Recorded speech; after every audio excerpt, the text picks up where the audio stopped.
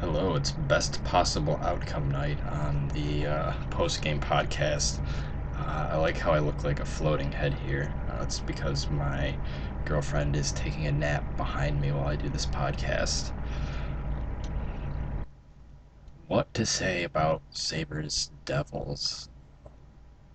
I will say this, it's very nice to actually be able to count on the Sabres in winning meaningful games.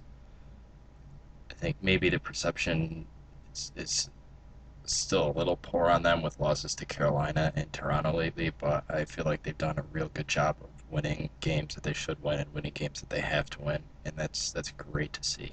Um, the Sabres Devils game was pretty uneventful. I think everybody knew going in that the Devils have huge problems scoring. They actually might finish the season averaging less than 2 goals a game, which is amazing. I think they're at 155 goals through 74 games. So if they don't score 9 goals in their remaining games,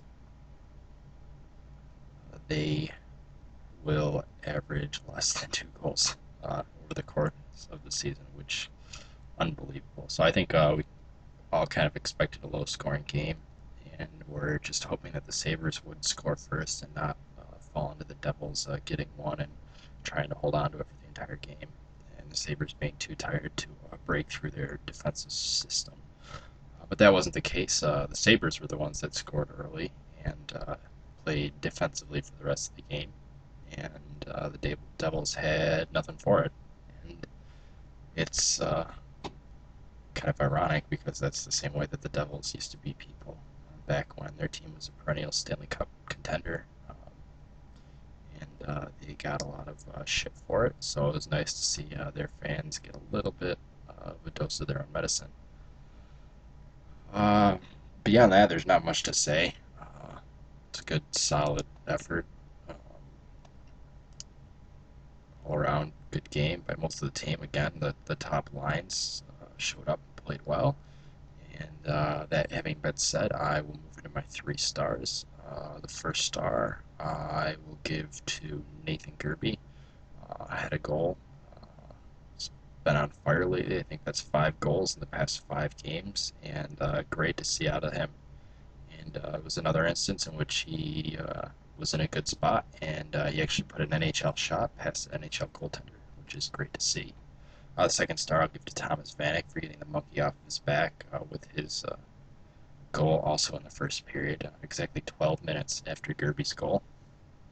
And kind of like Gerbe, right spot, right time. Didn't have to put as good of a shot on that as Gerbe, just basically needed to shovel it in. And looked very relieved when he scored that goal. And the third star I'll give to Ryan Miller. I think your goalie always deserves a star and a shutout, so he'll get the third star. And made a couple good saves, but I thought it was a real strong defensive effort by the Sabres, especially with Jordan Leopold out for the rest of the regular season.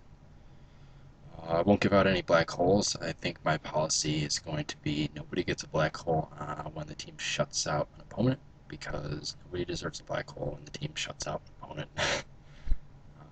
Your opponent scores 0 goals, that's pretty much a perfect game, regardless of how it looked.